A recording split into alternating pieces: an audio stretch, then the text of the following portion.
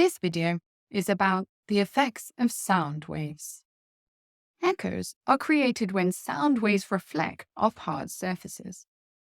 Echo sounding measures the depth of water beneath a ship. The sound wave is emitted from the ship at the surface of the water. It is then reflected off the bottom of the ocean. The time it takes for the wave to be emitted and then received is measured. Speed in meters per second is equal to distance in meters divided by time in seconds.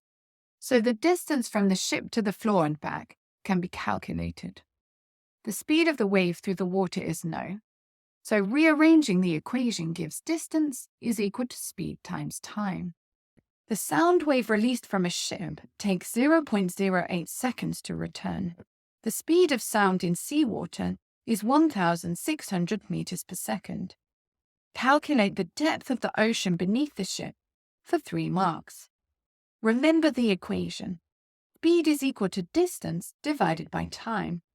This can be used to calculate the ocean depth. To rearrange the equation and make distance the subject, move time onto the left-hand side by multiplying both sides by time. So distance is equal to speed times time for 1 mark. Now calculate the total distance from the ship to the floor and back again. Distance is equal to 1,600 times 0.08.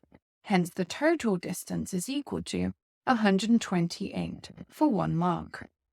Now determine the distance from the ship to the floor and hence the depth of the ocean.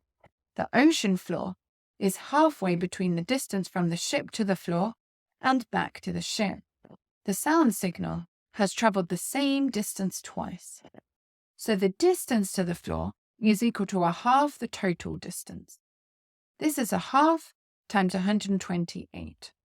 So the depth of the ocean is equal to 64 meters for 1 mark. Don't forget this last step of dividing by 2 to obtain the distance from the boat to the ocean floor. In summary, echoes are created when sound waves reflect off hard surfaces, for example, walls or floors. Echo sounding measures the depth of water beneath a ship. By emitting a sound signal and measuring the time it takes to reflect back off the ocean floor.